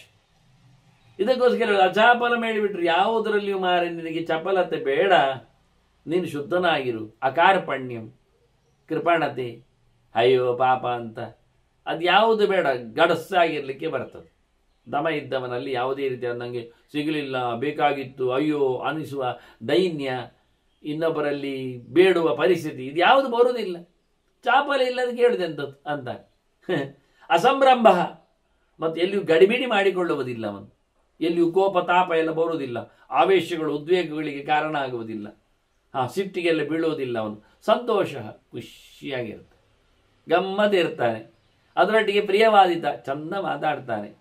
ಯಾವ ವಿಷಯದಲ್ಲಿಯೂ ಅವನಿಗೆ ಚುಚ್ಚುವ ಕುಕ್ಕುವ ಇರಾದೆ ಇರುವುದಿಲ್ಲ. ಅವಿವಿತ್ಸ ಮತ್ತು ಅನಸೂಯಾಚ, ಹೊಟ್ಟೆಗೆ ಇಚ್ಛೆ ಇಲ್ಲ, ಮತ್ತು ಯಾವುದು ತಿಳಿದಿಲ್ಲ ಅಂತ ಇಲ್ಲ, ಏನೋ ಅವನಿಗೆ ಹೇಳಬೇಕಿಂದ ಅವರಿಗೆ ಬೈಬೇಕು ಅನ್ನತಕ್ಕಂಥ ಯೋಚನೆಗಳು ಇಲ್ಲ. ನಾಲಿಗೆ ಹೆಚ್ಚಿನವರದ್ದೆಲ್ಲ, ನಿಗ್ರಹ ಇಲ್ಲದವರದ್ದೆಲ್ಲ ನಾಲಿಗೆ ಮುಂದೆ ಹೇಳಿ ಬಿಡುವುದೇ, ಹೇಳಿಬಿಟ್ಟ ನಂತರ ಮತ್ತೆ ಅಯ್ಯೋ ಅಂತ ತುಟಿ ಕಚ್ಚಿಕೊಳ್ಳುವುದು, ಅಯ್ಯೋ ಸಾರಿ ಅಂತ ಹೇಳಿಕೊಳ್ಳುವುದು. ಪ್ರಯೋಜನ ಏನಾಯ್ತು, ಹೇಳಲೇಬೇಕು ಅಂದೇನು ನಿರ್ಬಂಧ? ಮನಸ್ಸಿನಲ್ಲಿ ತೋಚಿತು, ಮನಸ್ಸಿಗೆ ಹೇಳಿಕೊಡಬೇಕು, ತೋಚಬಾರದು ಅಂತ ನಿಗ್ರಹ ಅಲ್ಲಿವರೆಗೆ ಹೋಗ್ಬೇಕು. ಅದೇ ಎಲ್ಲ ಇಂದ್ರಿಯ ನಿಗ್ರಹಗಳ ವ್ಯಾಪ್ತಿಯಲ್ಲಿ ಬರತಕ್ಕಂಥ ಕೆಲವೆಲ್ಲ ಆಯಾಮಗಳ ಮುಳ್ಳುಗಳನ್ನು ಹೇಳ್ತಾ ಇದ್ದಾರೆ ಭೀಷ್ಮರು, ಹೇಗಿರ್ತದೆ ಅಂತ. ಗುರು ಪೂಜಾ ಚ ಕೌರವಿಯ ದಯಾಭೂತೇಶು ಅಪೈಶುನನ್, ದೊಡ್ಡವರ ಮೇಲೆ ಪ್ರೀತಿ ಇರಬೇಕು, ಇದು ದಮದ ಕಥೆ. ಅದನ್ನ ಹೇಳಿ, ತಗ್ಗಿರ್ತಾನೆ, ಬಗ್ಗಿರ್ತಾನೆ, ಸೊಕ್ಕಿಲ್ಲ ಆಗ್ತದೆ. ಅದಿನ್ನೊಂದು ಮುಖ್ಯ ಯಾವುದು, ಗುರುಪೂಜಾ ಅಂತ, ಹಿರಿಯರ ಮೇಲಿನ ಗೌರವ. ಗುರುಪೂಜೆ ಅಂದರೆ ಹೇಳಿಕೊಂಡು ಗುರುಗಳನ್ನು ಕರೆದು ಬಂದು ಅವರ ತಲೆ ಮೇಲೆ ಪಂಚಾಮೃತ ಎಲ್ಲ ಹಾಕಿ ಊದುಬತ್ತಿ ಎಲ್ಲ ಸುತ್ತಿಟ್ಟು ಕೊನೆಗೆ ಎಲ್ಲ ಪದಾರ್ಥಗಳನ್ನ ಅವರೆದುರಿಟ್ಟು ಕಣ್ಮುಚ್ಚುಕೊಳ್ಳಿ, ಯಾರು ನಾವು ಸಮರ್ಪಣೆ ಮಾಡುವಾಗ ಆಯಿತು ಮತ್ತೆ ತಗೊಂಡೋಗಿ ನಾವೇ ತಿನ್ನೋದು, ಅದೆಲ್ಲ ಗುರುಪೂಜೆ ಅಲ್ಲ. ಗುರುಪೂಜೆ ಆಗಬೇಕು, ಗೌರವ ಪ್ರೀತಿಯಲ್ಲಿ ಇರಬೇಕು, ಬಹಳ ಎತ್ತರದಲ್ಲಿರಬೇಕು. ಈ ಪೀಠದಲ್ಲೆಲ್ಲ ಇಟ್ಟಲ್ಲ ಅವರನ್ನು ಸೇವೆ ಮಾಡುವ ರೀತಿಯಲ್ಲ ಇರಲ್ಲ. ಇದೆಲ್ಲ ಗುರುಗಳು ಕಂಡಾಗ ಕೈ ಮುಗಿಯುವುದು ಬಿಡಿ, ಮಂಡೆ ಬಗ್ಗಿಸುವುದು ಬಿಡಿ, ತುಟಿಯಂಚಿನಲ್ಲಿ ಹೇಳಿಕೊಟ್ಟವರು ಇವರು ಅನ್ನತಕ್ಕಂಥ ಎಚ್ಚರದಲ್ಲಿ ಒಂದು ಸಣ್ಣ ನಗು ಸಹ ಬರುವುದಿಲ್ಲ. ನಾನು ಎಷ್ಟೋ ನನ್ನ ಹಳೆಯ ವಿದ್ಯಾರ್ಥಿಗಳನ್ನೆಲ್ಲ ಕಂಡಿದ್ದೇನೆ ಪಾಠ ಮಾಡಿಕೊಂಡು ಬಂದಾಗ. ಅನೇಕ ಕಡೆಯಲ್ಲಿ ನಾನು ಪಾಠ ಮಾಡಿದವ, ಅನೇಕ ವಿಷಯಗಳನ್ನು ಹೇಳಿಕೊಟ್ಟಿದ್ದೇನೆ ಅನೇಕರಿಗೆ. ಎಳವೆಯಿಂದ ಹಿಡಿದು ಬೆಳೆಯುವವರೆಗೂ ನನ್ನದು ವಿದ್ಯಾರ್ಥಿಗಳಿದ್ದಾರೆ. ಆದರೆ ಅದು ಆಗಾಗ ಅಂತ ಹೇಳಿಕೊಂಡಾಗೆ ಈ ರಿಕ್ಷಾದವರಲ್ಲಿ ಹತ್ತಿ ದುಡ್ಡು ಕೊಟ್ಟು ಮತ್ತೆ ಹಾಯ್ ಹೇಳಿ ಹೋದಾಗೆ ಮತ್ತೊಮ್ಮೆ ಆ ರಿಕ್ಷಾದವನು ಕಂಡ್ರು ಇವರಿಗೆ ನೆನಪಾಗುವುದಿಲ್ಲ, ಬೇಕಾಗಿಲ್ಲ, ಯಾಕೆ ನಾನು ದುಡ್ಡು ಕೊಟ್ಟಿದ್ದೇನಲ್ಲ, ಅವನು ಸರ್ವಿಸ್ ಕೊಟ್ಟಿದ್ದಾನಂತ ಆ ಲೆವೆಲ್ನಲ್ಲಿ ಇವರು ನೋಡ್ತಾರೆ. ಇವರೇನು ದುಡ್ಡು ಕೊಟ್ಟದ್ದು ಇಲ್ಲ, ಅವರು ದುಡ್ಡಿಗೋಸ್ಕರ ನಾನು ಪಾಠ ಮಾಡಿದ್ದು ಅಲ್ಲ. ಹಾಗಿದ್ದರು ಅಥವಾ ಯಾರೋ ದುಡ್ಡು ಕೊಟ್ಟು ನಾನು ಪಾಠ ಯಾರಿಗೂ ಮಾಡಿದ್ದೂ ಅಲ್ಲ. ನಾನು ಹೆಚ್ಚಿನ ನನ್ನ ಪಾಠಗಳು ಸುಮಾರು ಒಂದು 90% ಫ್ರೀ ಪಾಠಗಳೇ ಎಲ್ಲೆಡೆ. ನನ್ನ ಹೆಸರಿನಲ್ಲಿ ಯಾರೋ ದುಡ್ಡು ಮಾಡಿಕೊಂಡವರಷ್ಟೇ ಹೊರತು. ಹಾಗಾಗಿ ಗುರುಪೂಜಾ ಅಂದರೆ ಅವರ ಮೇಲಿನ ಒಂದು ಗೌರವದ ಕತೆ. ಅವರಿಗೆ ಪೂಜೆ ಮಾಡಬೇಕು ಅಂತಿಲ್ಲ, ಅವರನ್ನು ಪೂಜೆ ಬಿಡಬೇಕಾಗಿಲ್ಲ ಬಂತು. ಅವರ ಮೇಲಿನ ಗೌರವದ ಪ್ರಜ್ಞೆ ಉಳಿಯುವುದುಂಟಲ್ಲ, ಅದೇ ಒಂದು ದಮದ ಲಕ್ಷಣ ಅಂತಾರೆ. ಇಲ್ಲಾದ್ರೆ ಅದು ಮದ ಅಂತ ಅರ್ಥ. ಅವನಿಗೆ ಪಡೆದನಂತಿದ್ದಾನೆ. ಅವ್ರು ಹೇಳುದು ನೀವೆಂತೋ ಚೂರು ಹೇಳಿಕೊಟ್ಟದ್ದಲ್ಲ, ಈಗ ನಮ್ಮ ವೃತ್ತಿಗೆ ನಮ್ಮ ಸಂಪತ್ತಿಗೆ ಎಲ್ಲ ನಿಮ್ಮ ಪಾಠ ನಿಮ್ಮ ಪ್ರವಚನ ಏನು ಕೆಲಸಕ್ಕೆ ಬರಲಿಲ್ಲ ಅಂತ ತಿಳ್ಕೊಂಡಿದ್ದಾರೆ. ಆದರೆ ಬೇಸ್ ಉಂಟಲ್ಲ, ಬೀಜ ಹಾಕಿದ್ದುಂಟಲ್ಲ, ಇದನ್ನು ಅಳಿಸ್ಲಿಕ್ಕೆ ಬರುವುದಿಲ್ಲ. ಹಾಕಿದ ಬೀಜ ನಾಲಿಗೆಯಲ್ಲಿ ಕೊರೆದ ಅಕ್ಷರ ಅದು ನಿಮ್ಮ ಬದುಕಿನ ಉದ್ದಕ್ಕೆ ಪಾಠ ಆದತ್ತು, ಬೆಳೆದತ್ತು.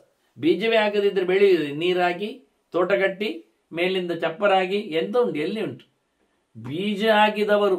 ಹಾಗಾಗಿ ನಾನು ಎಳೆವರೆ ಎಷ್ಟೋ ಜನರಿಗೆ ಹಾಕಿರತಕ್ಕ ಬೀಜಗಳು ಅವರಿವತ್ತು ಬಹಳಷ್ಟು ದೊಡ್ಡ ಮಂದಿಗೆ ಆಗಿರ್ಬೋದು. ಆದರೆ ಅಂತಹ ಒಂದು ಎಚ್ಚರ ಇರಲಿ ಅಂತಾರೆ ಗುರುಪೂಜಾ ಆಚೆ. ಅದಕ್ಕೋಸ್ಕರ ಏನೋ ಒಂದಿಷ್ಟು ಅವ್ರಿಗೆ ಊಟಕ್ಕೋಸ್ಕರ 1 kg ಉಪ್ಪು 1 kg ಅಕ್ಕಿ ಹಾಕಬೇಕು ಅಂತ ನಿಯಮ ಅಲ್ಲ. ಅದರಿಂದ ಪ್ರಯೋಜನ ಆಗಲಿಲ್ಲ, ಏನಾಗುವುದು ಅಲ್ಲ. ಅದು ಇವರು ಹೇಳುವ ರೀತಿ, ದಮದ ಲಕ್ಷಣವನ್ನು ಹೇಳುವ ರೀತಿ ಹೇಳುವಾಗ ಅದೊಂದೊಂದು ದೊಡ್ಡ ಹೈಲೈಟ್ ಆಗಿ ಪ್ರತ್ಯೇಕವಾಗಿ ಯೇಷಾಂ ಸಮುದಯೋ ದಮಃ ಅಂತೇಳಿ ಕ್ಷಮಾದಿಗಳ ಒಂದು ಮೂಟೆ ಅಂತ ಹೇಳಿದ್ರು. ಇದನ್ನು ಪ್ರತ್ಯೇಕ ಭೀಷ್ಮರು ಹೇಳ್ತಾರೆ ಗುರುಪೂಜಾಚ ಕೌರವ್ಯ ಅಂತ. ಹೇಗೆ ಭೀಷ್ಮರ ಮೇಲೆ ಧರ್ಮರಾಜನಿಗೆ ಬಹಳಷ್ಟು ಅಭಿಮಾನ ಇದೆ, ಅದನ್ನು ಗಮನಿಸಿ ಭೀಷ್ಮರು ಹೇಳಿದ್ರು. ಧರ್ಮರಾಜನಿರತಕ್ಕಂಥ ಗೌರವ ಪ್ರಜ್ಞೆಯನ್ನು ಎಲ್ಲೆಡೆಯೂ ಇರುವುದನ್ನು ನೋಡಿಕೊಂಡೇ ಅವರು ಹೇಳಿದ್ದು ಇದು ಮದದ ಲಕ್ಷಣ ಅಲ್ಲ, ಇದು ದಮದ ಲಕ್ಷಣ.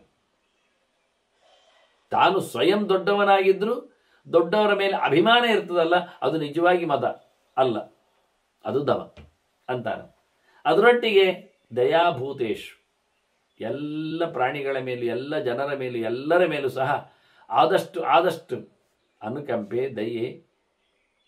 ಅವರನ್ನು ನೋಡುವಾಗ ಅಯ್ಯೋ ಅಂತ ಪಾಪ ಅನಿಸುವುದಕ್ಕಿಂತ ಹೆಚ್ಚು ಅಯ್ಯೋ ಅಲ್ಲ ಅನಿಸುವುದು. ಅಯ್ಯೋ ಕಷ್ಟದಲ್ಲಿದ್ದಾರೆ ಅಂತ ಅವರನ್ನು ಉಪಕರಿಸಬೇಕೆನ್ನತಕ್ಕಂತಹ ಒಂದು ಹಂಬಲ, ಅದರೊಟ್ಟಿಗೆ ಹೃದಯದಲ್ಲಿನ ಒಂದು ಸಂಕಟ, ಹೃದಯಸ್ಯ ದ್ರವೀಭಾವ ಅಂತಾರೆ, ಕರಗಿ ಬಿಡುವುದು ಮನಸ್ಸವನಿಗೆ. ಹಾಗೆ ಅಷ್ಟರಲ್ಲಿ ಮುಗಿದೋಗುವುದಲ್ಲ, ಮೂದಲಿಸಿ ಹೋಗುವುದಲ್ಲ, ಅವನನ್ನು ಉದ್ಧರಿಸಿ ಹೋಗುವಂತೆ ಇರಬೇಕು ಅಂತಾರೆ. ಅಪೈಷ ಚಾಡಿ ತರಲೆ ಇದೆಲ್ಲ ಇರಬಾರ್ದು. ಅದೆಲ್ಲ ಇರುವುದನ್ನು ನಾವು ದಮದಲ್ಲಿ ನೋಡುವುದಿಲ್ಲ ಅಂತಾರೆ.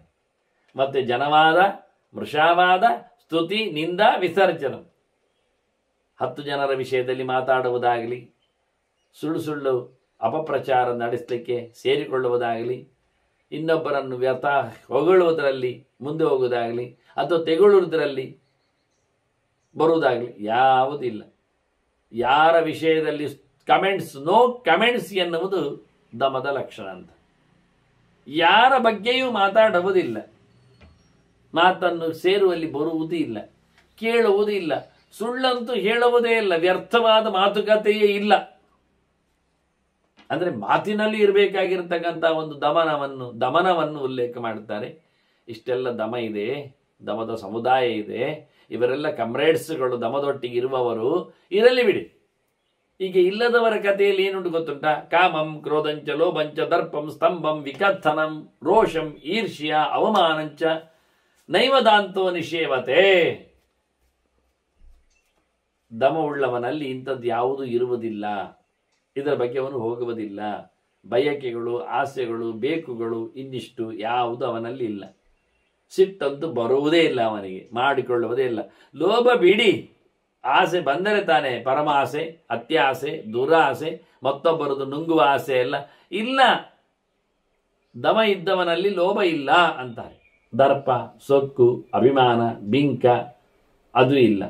ಇಗೋ ಇಲ್ಲ, ಪ್ರತಿಷ್ಠೆ ಇಲ್ಲ, ಸ್ತಂಭ, ಕಂಬದಾಗಿ ನಿಲ್ತಾನೆ ಎದುರು ಬಂದರೆ ದೊಡ್ಡ ಜನ ಅಂತ, ಅದು ಇಲ್ಲ ಅವನಲ್ಲಿ, ಇಲ್ಲ ಅಂತ ದೊಡ್ಡಸ್ತಿಕೆ ಇಲ್ಲ.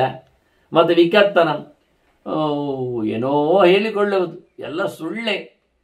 ಒಂದು ದೃಷ್ಟಿಯಿಂದ ಹೊಗಳಿಕೊಳ್ಳುವುದಾಗಲಿ, ಆತ್ಮಶ್ಲಾಘನೆ ಆಗಲಿ, ಇವೆಲ್ಲ ಇಲ್ಲ. ಪರನಿಂದ ಬಿಡಿ, ಆತ್ಮಶ್ಲಾಘನೆಯು ತಪ್ಪು. ರೋಷ, ಆವೇಶ, ಈರ್ಷ್ಯೆ, ಅಸಹನೆ, ಅವಮಾನ, ಮತ್ತೊಬ್ಬರನ್ನು ಆದಷ್ಟು ಕಮ್ಮಿ ಮಾಡುವ ಬಗ್ಗೆ ಈ ಎಲ್ಲವನ್ನು ಸಹ ದಮನ ಇದ್ದವನಲ್ಲಿ ಕಾಣಲಿಕ್ಕೆ ಬರುವುದಿಲ್ಲ ಅಂತ. ಅನಿಂದಿತೆ ಹಿ ಅಕಾಮಾತ್ಮ ಸ್ವಲ್ಪೇ ದ್ವೇದಾಪಿ ಅಲೋಲುಪ. ಸುಖ ಆಗಲಿ, ದುಃಖ ಆಗಲಿ, ಲಾಭ ಆಗಲಿ, ನಷ್ಟ ಆಗಲಿ, ಜಯ ಆಗಲಿ, ಸೋಲಾಗಲಿ, ಯಾವುದರಲ್ಲಿಯೂ ದ್ವೈಧಗಳಿಗೆ ಯಾವತ್ತೂ ಸಹ ಅವನು ಶಾಮೀಲಾಗುವುದಿಲ್ಲ, ಸೋಲುವುದಿಲ್ಲ. ಕೆಟ್ಟದಾದ ಅಲ್ಪವಾಗಿರತಕ್ಕಂಥ ಕೆಲಸಗಳಲ್ಲಿ ಯಾವತ್ತೂ ಅವನು ತೊಡಗುವುದೂ ಇಲ್ಲ. ಯಾವ ಕಾಲದಲ್ಲಿಯೂ ಬಯಕೆಗಳ ಗೂಡಲ್ಲವನು, ಕಾಮನೆಗಳ ರಾಶಿ ಆಗುವುದಿಲ್ಲ, ಕಾಮುಕನಾಗಿ ಮೆರೆಯುವುದೂ ಇಲ್ಲ ಅವನು. ಯಾವುದು ಬೇಡ ಅವನಿಗೆ ಒಂದು ದೃಷ್ಟಿಯಿಂದ. ಸಮುದ್ರ ಅಲೋಲುಪ, ಯಾವುದೇ ಆಸೆ ಇಲ್ಲ. ಸಮುದ್ರಗಲ್ಪ ಪುರುಷ ನ ಕದಾಚಿತ್ ನ ಪೂರ್ಯತೆ. ಸಮುದ್ರದ ಹಾಗೆ ಏನು ಬಂದರೂ ಏನು ಹೋದರೂ ಒಂದೇ ಬಗೆಯಿರುವ ಹಾಗೆ ಅವನು ತೃಪ್ತನಾಗಿರ್ತಾನೆ. ಸಮುದ್ರ ಯಾವತ್ತೂ ಸಹ ಮಳೆಗಾಲದಲ್ಲಿ ಹಾರಿದೆ, ಬೇಸಿಗೆಯಲ್ಲಿ ಒಣಗಿದೆ ಅಂತಿಲ್ಲ. ಯಾವ ಕಾಲದಲ್ಲಿ ಒಂದೇ ನಮೂನೆ ಇರ್ತದೆ. ಹಾಗಾಗಿ ಇವನು ಒಂದೇ ರೀತಿಯಾಗಿ ಸಮುದ್ರದ ಹಾಗೆ ಇರುವವ ಆರಾಮ ಇದ್ದಾನೆ. ಯಾವುದೇ ಸಂಬಂಧ ಪ್ರಜ್ಞೆಯಲ್ಲಿ ಯಾರನ್ನು ನೋಡಿಕೊಂಡು ಬೈಕೊಂಡು ಬದುಕಿಕೊಂಡು ಬರುವುದಿಲ್ಲ. ಅಹಂ ತ್ವಯಿ ಮಮತ್ವಂಚ ಮೈತೆ ತೇಷು ಚಾಪ್ಯಂ ಪೂರ್ವ ಸಂಬಂಧಿ ಸಂಯೋಗಾತ್ ನೈತದ್ದಾಂತ ನಿಶ್ಚಯವತ್ತೆ. ನಾವೆಲ್ಲ ಕೊಂಡಿ ನೋಡಲಿಕ್ಕೆ ನೋಡುತ್ತೇವೆ. ಅವನು ಯಾರು? ನನ್ನವನು.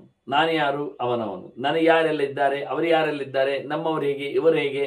ಅವರು ನನ್ನ ದುಡ್ಡು ತಿಂದು ಬದುಕ್ತಾರೆ, ಅವರು ನನ್ನ ಸಬ್ಜೆಕ್ಟ್ನಿಂದ ನಿಂತಿದ್ದಾರೆ ಎಂದು ಹೇಳಿಕೊಂಡು ಒಬ್ಬರಿಗೊಬ್ಬರಿ ಸಂಬಂಧವನ್ನು ಹುಡುಕಿಕೊಂಡು ನಾವು ಬದುಕಲಿಕ್ಕೆ ನೋಡ್ತೇವೆ. ಮನುಷ್ಯ ಅಂದ ತಕ್ಷಣ ಸಂಘಜೀವಿ ಅಂತ ಹೇಳ್ತಾರೆ. ಕೊನೆಗೆ ಪ್ರತಿಯೊಬ್ಬರಿಗೂ ಬೇಕು ಅಂತೇಳಿ ವಸುದೈವ ಕುಟುಂಬಗಂತ ದೊಡ್ಡ ದೈವ ಮಾಡಿಬಿಡ್ತಾರೆ ಅವರು. ಇಲ್ಲಿ ಹೇಳ್ತಾನೆ, ದಮ ಇದ್ದವ ಯಾರ ಜೊತೆಯಲ್ಲಿ ನಾನು ನೀನು, ನನ್ನದು ನಿನ್ನದು, ನಂಗೆ ನೀನು ಹಾಗೀಗೆ ಹೇಳಿಕೊಂಡು ಹೋಗುವುದೇ ಇಲ್ಲ. ಪರಸ್ಪರ ಸಂಬಂಧವನ್ನು, ಪೂರ್ವ ಸಂಬಂಧದ ಯೋಚನೆಗಳನ್ನು ನೀನು ಹಾಗೆ ಮಾಡಿದ್ದೆಲ್ಲ ಹೀಗೆ ಮಾಡ್ತದಲ್ಲ ಹೇಳಿಕೊಂಡು ಕೊಂಡಿ ಬೆಸಿಲಿಕ್ಕೆ ನೋಡುವುದೇ ಇಲ್ಲವ. ಯಾವ ವಿಷಯದಲ್ಲಿ ಅವನಿಲ್ಲ ಅಂತ. ಸಂಘ ಸಂಸ್ಥೆಗಳಲ್ಲಿ ಸಿಗಲಾರದವ ಯಾರು ಕೇಳಿದ್ರೆ ಅವನ ದಮ. ತನ್ನನ್ನು ತಾನು ಕಂಪ್ರೆಸ್ ಮಾಡಿಕೊಂಡು ಕೂತಿದ್ದಾನೆ, ಗೊತ್ತಾಗುವುದಿಲ್ಲ ಅವನು. ಸರ್ವಾಹ ಗ್ರಾಮ್ಯಾಹ ತಥಾ ಅರಣ್ಯಾಹ ಯಶ್ಚಲೋಕೆ ಪ್ರವರ್ತಯ ನಿಂದಾಂಚೈವ ಪ್ರಶಂಸಾಂಚ ಯೋ ನಾಶ್ರಯತಿ ಮುಚ್ಯತೆ. ಊರಿನ ಉಪಚಾರಗಳಿಗೆ ಹೋಗ್ಲಿಕ್ಕಿಲ್ಲ, ಕಾಡಿನ ಸಂತೆಗಳಿಗೆ ಸೇರ್ಲಿಕ್ಕಿಲ್ಲ, ಯಾರ ಬೈಗಳನ್ನು ಕೇಳಲಿಕ್ಕಿಲ್ಲ, ಯಾರ ಬೈಗಳಿಗೂ ಹೋಗ್ಲಿಕ್ಕಿಲ್ಲ, ಯಾರ ಹೊಗಳಿಕೆಗೂ ತಲೆಗೊಡ್ಲಿಕ್ಕಿಲ್ಲ, ಯಾರ ಹೊಗಳುವುದನ್ನು ಮಾಡಿಕೊಳ್ಳಿಕ್ಕಿಲ್ಲ. ಇಂಥವ ನಿಜವಾಗಿ ಅಲ್ಲಿಂದ ಬಿಡುಗಡೆಯನ್ನು ಪಡಿತಾನೆ. ಯಾರಲ್ಲಿ ನಿಂದೆಗೆ ಸ್ತುತಿಗೆ ಅವಕಾಶ ಇರ್ತದೆ, ಯಾರಿಗೆ ಊರಿಗೆ ಕಾಡಿಗೆ ಮಂದಿಗಳ ಸಂಪರ್ಕ ಇರ್ತದೆ, ಅದು ಬೇಡ, ಆಗುವುದಿಲ್ಲ ಅಂತ. ಹಾಗಾಗಿ ಯಾವುದೇ ಇರಲಿ, ಗ್ರಾಮ್ಯ ಅಂದರೆ ಅತ್ಯಂತ ನೀಚವಾದ ಸಂಪರ್ಕಗಳು, ಪ್ರವೃತ್ತಿಗಳು ಅಂತ ಅರ್ಥ. ಗ್ರಾಮ್ಯ ಪ್ರವೃತ್ತಿ ಅಂದರೆ ಒಂದು ದೃಷ್ಟಿಯಿಂದ ಏನು ಹೇಳುವ, ಕರೆ ಬದುಕು ಯಾತ್ರೆ ಅಂತ, ತಿನ್ನುವುದು, ತಿರುಗುವುದು, ಮಜಾ ಮಾಡುವುದು. ಈ ನಮೂನೆಯಲ್ಲಿ ದಮನ ಇಲ್ಲ ಅವನಿಗೆ. ಇಂದ್ರಿಯಗಳ ಮೇಲೆ ಕಂಟ್ರೋಲ್ ಇರಲಿಕ್ಕೆ ಹೋಗಿ ಇಂದ್ರಿಯಗಳನ್ನು ಭೋಗದೆಡೆಗೆ ಹಾಯಿಕೆ ಬಿಡಲಿಲ್ಲ ಅವನು. ಇನ್ನು ಅತ್ಯಂತ ನೀಚವಾಗಿ ಅರಣ್ಯ, ಮತ್ತೆ ಕಾಡು ಮನುಷ್ಯರಂತೆ ಬಟ್ಟೆ ಬಿಸಿಟ್ಟುಕೊಂಡೆಲ್ಲ, ಸಿಕ್ಕಿದ್ದನ್ನು ಮುಕ್ಕಿಕೊಂಡು ಕಡಿದುಕೊಂಡೆಲ್ಲ ಹಸಿ ಹಸಿ ತಿನ್ನುವಂಥದ್ದೆಲ್ಲ ಈ ನಮೂನಿ. ಇದು ಯಾವ ಪ್ರವೃತ್ತಿಗಳಿಗೂ ಅವನು ಬರಲಿಲ್ಲ.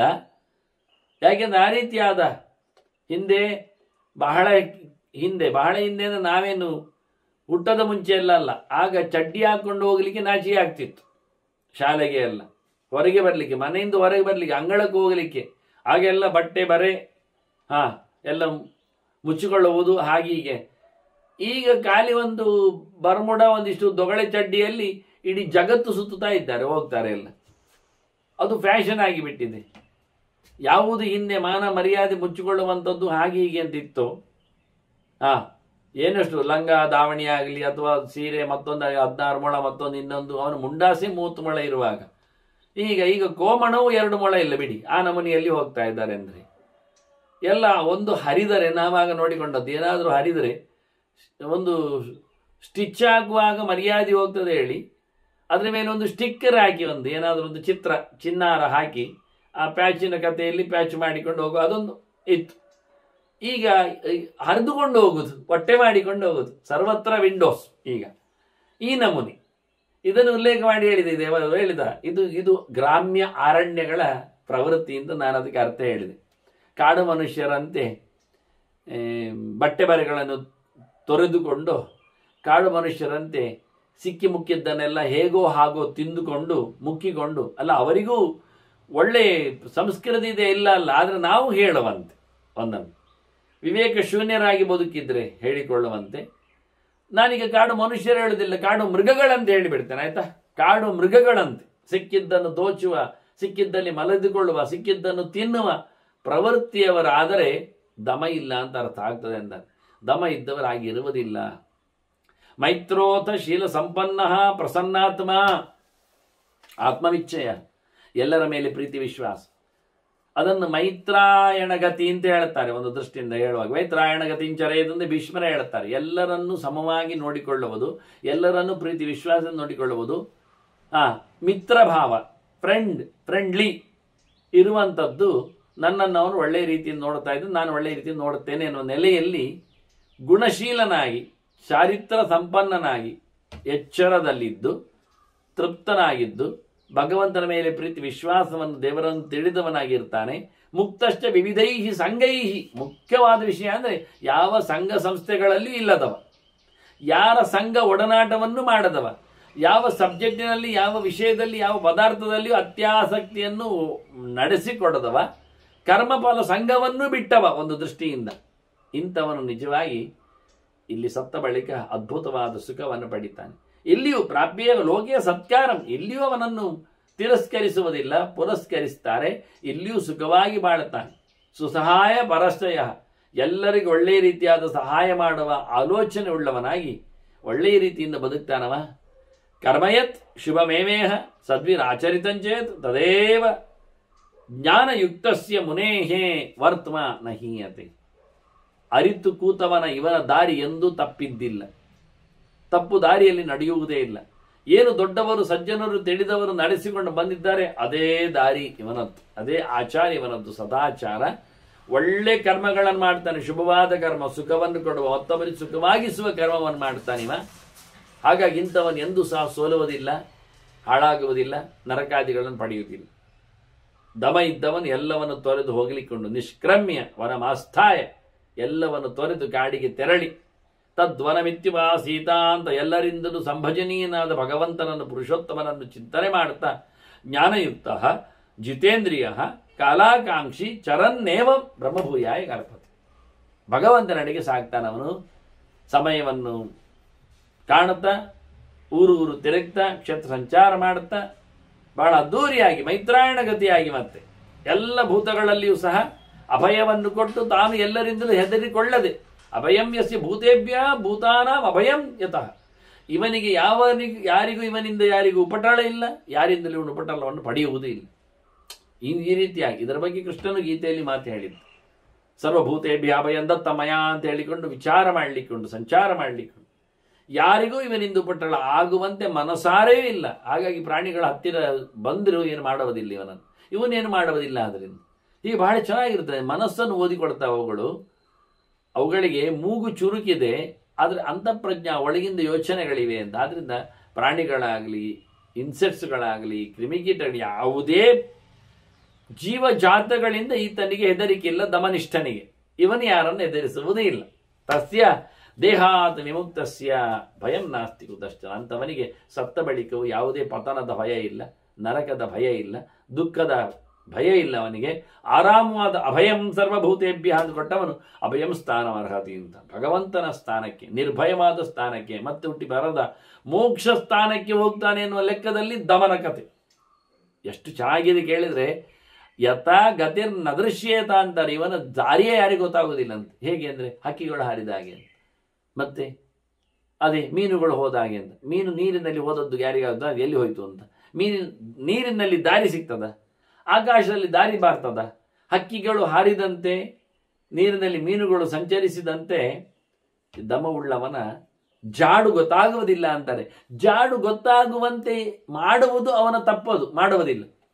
ಜಾಡು ಅರಿಯದಂತೆ, ಹೆಜ್ಜೆ ಇರದಂತೆ ದಮನಿಷ್ಠನ, ದಮನಿಕನ ದಾರಿ ಇರ್ತದೆ ಅನ್ನುವ ನೆಲೆಯಲ್ಲಿ ಬಹಳಷ್ಟು ಮಾತುಗಳನ್ನು ಭೀಷ್ಮರು ಉಲ್ಲೇಖ ಮಾಡಿದ್ದಾರೆ. ಮತ್ತು ಕೆಲವು ಮಾತುಗಳ ಜೊತೆಯಲ್ಲಿ ಅಂದರೆ ದಮ ಇದ್ದರೆ ಏನು ಹಾಳಿಲ್ವ, ಎಲ್ಲ ಗುಣವೇ ಯಾಕೆ ಕೇಳಿದರೆ ಉಂಟು ನೋಡಿ ಇಂಥ ಒಂದು ಮಾತನ್ನು ಹೇಳ್ತಾ ದಮದ ಚಿಂತನೆಯನ್ನು ಮತ್ತೆ ಭೀಷ್ಮರು ಇನ್ನೊಂದು ಮುಖದಿಂದ ಹೇಳಿ ಅದರ ಎತ್ತರವನ್ನು, ಸನಾತನ ಧರ್ಮ ಅದು ಪರಮೋಚ್ಚವಾದದ್ದು, ಎಲ್ಲ ಧರ್ಮಗಳಿಗೆ ಸಮನಾದದ್ದು, ಅದಕ್ಕಿಂತ ಮಿಗಿಲಾದದ್ದು ಇಲ್ಲ ಎನ್ನುವುದನ್ನು ಮಗದ